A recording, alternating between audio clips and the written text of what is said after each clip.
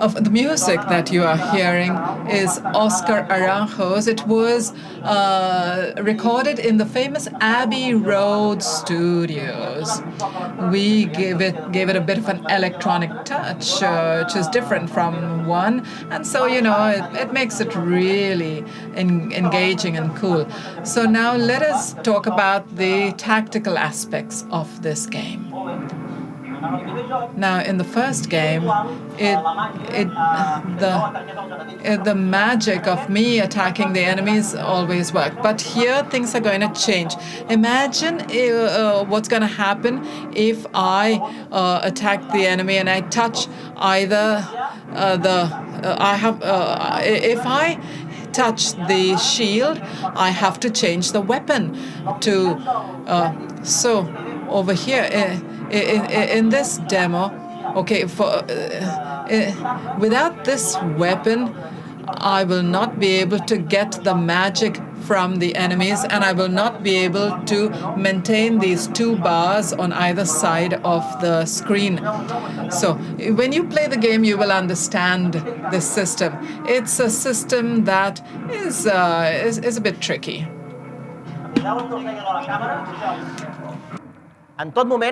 Remember what I told you about the weapon. I have quite a tactical view of what is happening.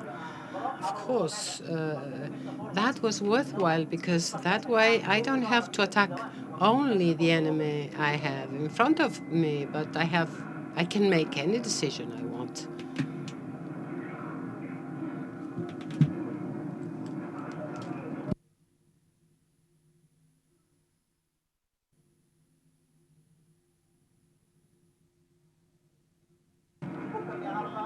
I can change my weapon in the midst of any combat. You see the enemies. This is what we consider cannon fodder. You may imagine how complex it may become. So taking advantage of the fact that we had the experience of the first one and we wanted something more challenging, I would say that this is a game that will pose problems to many players. You may lower the difficulty level during the game, as you see. Here I have it. The level is quite easy. We may go up to a more difficult one. And if we are very hardcore, in addition to reverting the axis, well, no one realized in the study that the player should have the possibility to reverse the axis. So before, 2 weeks before delivering the demo, someone said, what if someone is playing the other way around with a straight stick but reversed? Well, fortunately, we realized that. And this is a whole range of tactical information that helps having a more RFG feeling of the game. And here the variables, different enemies. Here you see this bar. I'm using my sword. And here you see the life points I recover from the harm I'm doing to my enemy. And so the player is aware of processes that are not usually shown in this kind of games. We have to do away with the enemy.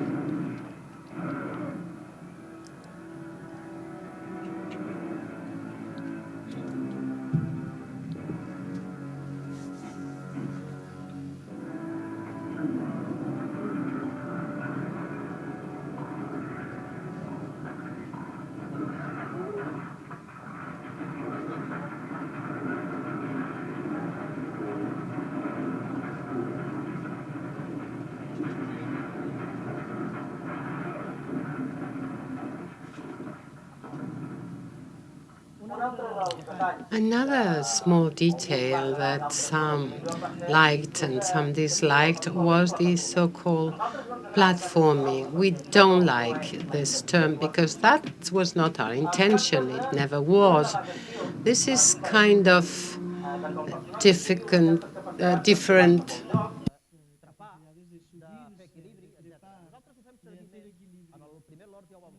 browsing.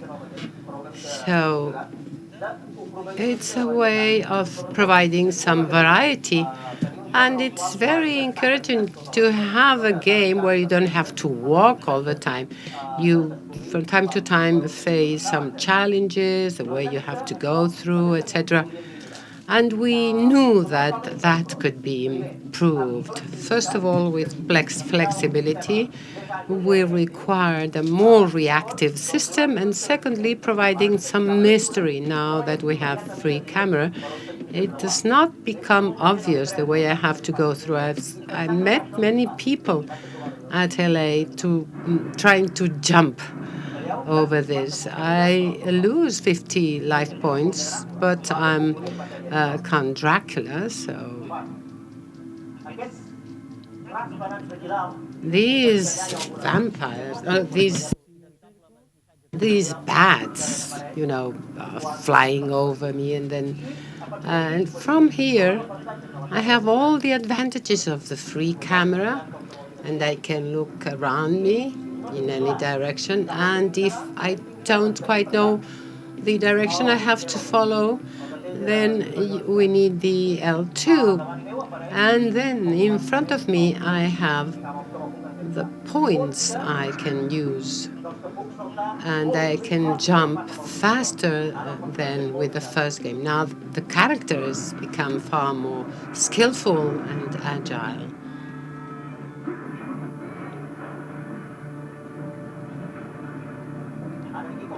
And here, as you see, I don't quite know what I should be doing, but now I do know.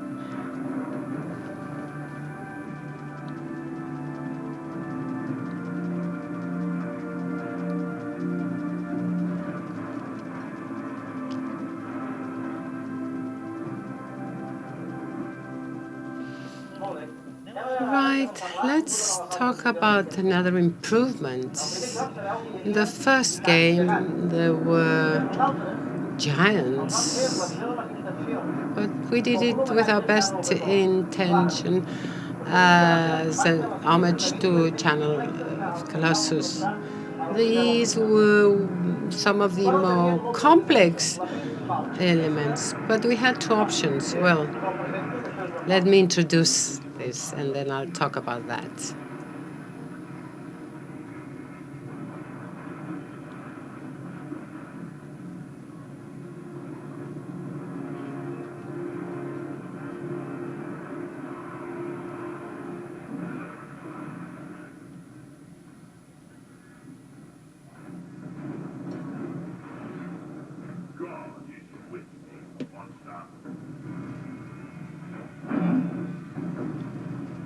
That will be your ruin. Before being destroyed by that guy, let me tell you about the large enemies, titans. The big shortcomings in Lords of Shadow is that we didn't have true mobile platforms, and therefore the ability or the repertoire of behaviors of the character was limited in itself. That was different from the Shadow of Colossus, where they had true, actual platforms, and the ability to move around was similar to the possibilities of running on the ground. But that was just a limitation. In developing video games, you have to choose the reasonable option.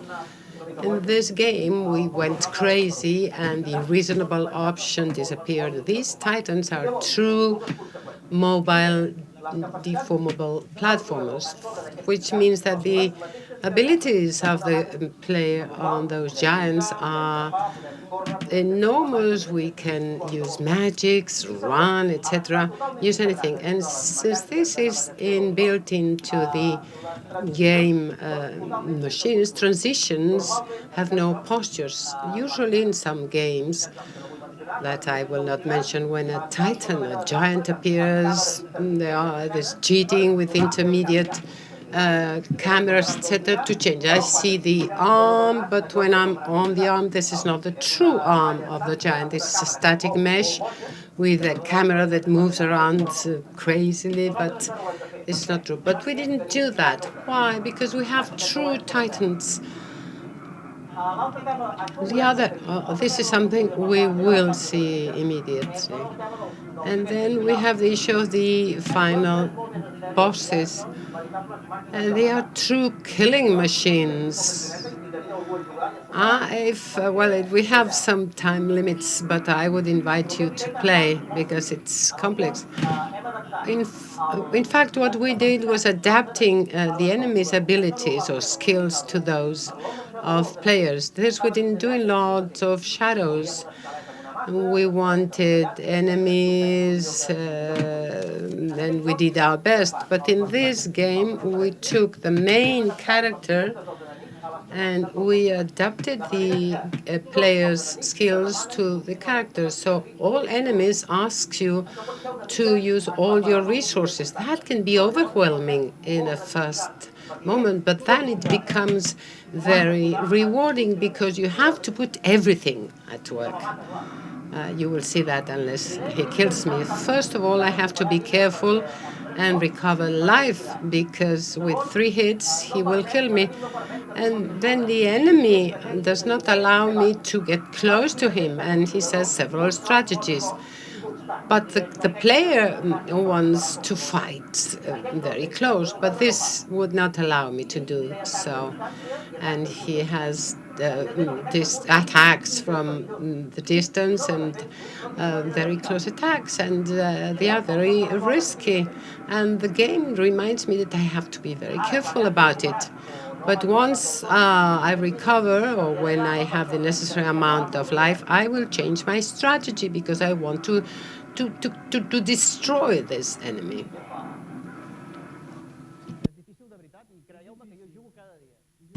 Well, it's difficult, although I play every single day. So I have the necessary amount of life, and now he will know who I am. Come, come. Now dare you.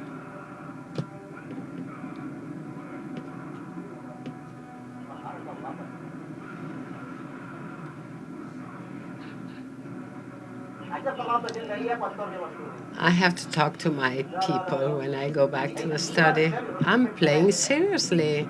I'm not kidding.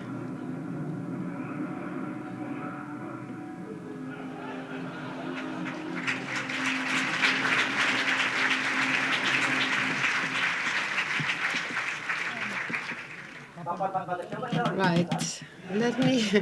Let me lower the difficulty. No, seriously, I'm not kidding.